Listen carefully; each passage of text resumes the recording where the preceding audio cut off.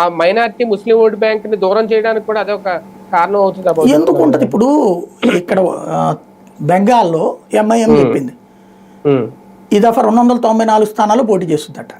ఎందుకో తెలుసా? 40% ముస్లింలు అయ్యారట అక్కడ. ఓపెన్ గా చెప్పింది అది.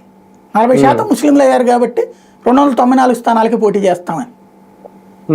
మరి ఇక్కడ ఎంతమంది ఉన్నారు హిందువులు? ఆంధ్ర, తెలంగాణ, కర్ణాటక, తమిళనాడులో, కేరళలో. కేరళలో ఎప్పటికే హిందువులు మైనార్టీలు అయిపోయారు. మరి ఆ పరిస్థితి మిగతా చోట్ల తెచ్చుకుంటారా?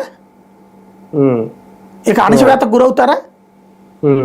చివరికి భజన చేసుకోవాలంటే, ఇంట్లో భజన చేసుకోవాలంటే పర్మిషన్ తెచ్చుకుంటారా పోలీస్ స్టేషన్ దగ్గర నుంచి? ఎప్పుడైతే ఇక్కడ ఏమవుతున్నది, హిందువుల్ని కవ్విస్తున్నారు ఈ మధ్యన కావాలని.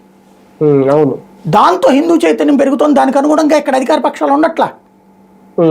దాన్ని అప్పుడు ఆల్టర్నేటివ్ చూస్తారు వాళ్ళు. అది ఇక్కడ కీ పాయింట్.